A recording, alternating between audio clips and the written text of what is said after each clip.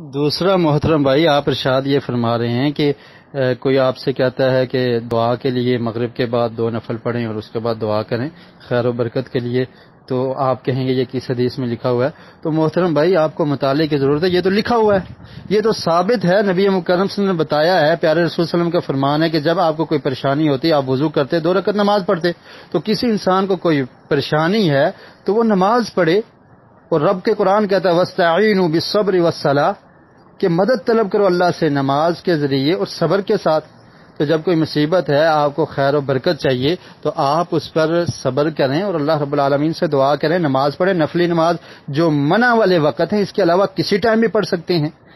تو یہ بات تو یہاں پر فٹ ہی نہیں ہوتی، کسی وقت آپ پڑھ سکتے ہیں سوائے جن اوقات میں پیارے رسول نے منع کیا ہے، اس کے علاوہ آپ 2 نفل پڑھنا چاہیں، 4 نفل پڑھنا چاہیں، 6 نفل پڑھنا چاہیں، جتنے چاہیں پڑھ سکتے ہیں۔ اللہ سے دعا کرنی ہے، نفل پڑھ کے دعا کریں، اس میں تو کوئی حرج ہی نہیں ہے، اور یہ چیزیں ثابت ہیں، یہ چیزیں ایسا کرنا ثابت ہے۔ اور آپ بار بار یہ کہہ رہے ہیں کہ مستحب جو عمل ہوتا ہے اس کے لیے گویا کہ آپ یہ کہنا چاہتے ہیں دلیل کی ضرورت نہیں ہے۔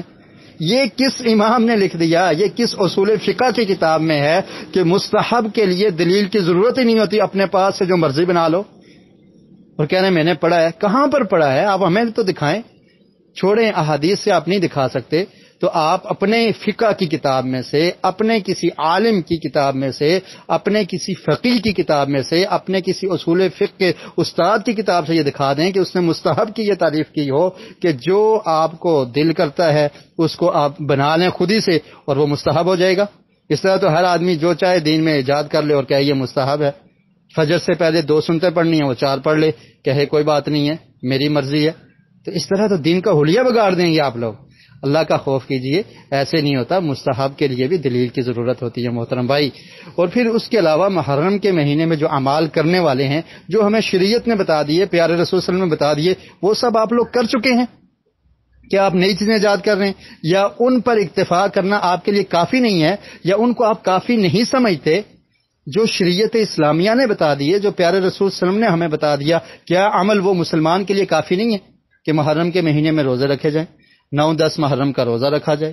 اللہ کا ذکر کثرت سے کیا جائے، نمازیں پڑھی جائیں، عبادات کا خیال کیا جائے تمام حرمت کے مہینوں میں؟ تو یہ چیزیں خاص، یہ چیزیں ان پر عمل کرنا یہ کافی نہیں ہے۔ آپ قرآن مجید پڑھیں، محرم کے مہینے میں ڈیلی 1 سپارہ پڑھیں، آپ کو کون روکتا ہے؟ قرآن کے پڑھنے سے برکت ہوتی ہے، رب کا قرآن کہتا ہے دلوں کو سکون ملتی ہے، دلوں کو سکون ملتا ہے، الا بذکر اللہ تطمئن القلوب۔ تو یہ جو اعمال کرنے والے ہیں وہ کریں، گھر میں سورہ بقرہ کی تلاوت کریں، شیطان بھاگ جائے گا۔ تو یہ کتنے ایسے اعمال ہیں جو صحیح احادیث سے ثابت ہیں، جن کو کرنا مسنون ہے، ان کو چھوڑ کے اپنی طرف سے ایک چیز ایجاد کر کے اس کو لوگوں میں مشہور کر دیا جائے، تو یہ تو آپ دین کے نام پر نئی نئی چیزیں دین میں ڈال رہے ہیں، اور بچ جائیے اس کام سے۔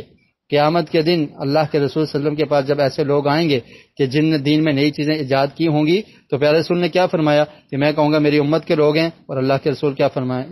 فرشتے کیا جواب دیں گے کہ آپ کو نہیں پتا کہ آپ کے جانے کے بعد انہیں دین میں کیا کیا نئی چیزیں ایجاد کر لی کی تھی۔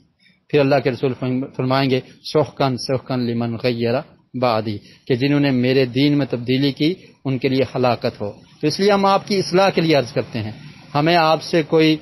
دشمنی نہیں ہے، ہم آپ کے دینی بھائی ہیں، ہم چاہتے ہیں کہ مسلمانوں کی اصلاح ہو جائے، مسلمان اس دین پر عمل کرنے والے بن جائیں جس پر صحابہ کرام عمل کیا کرتے تھے، اور جن کے بارے میں اللہ رب العالمین نے ان کے بارے میں اعلان کر دیا اولئک حزب اللہ، کہ یہ اللہ کی جماعت ہے اور یہی جماعت کامیاب ہے۔ اللہ رب العالمین ہم سب کو ہدایت نصیب فرمائے۔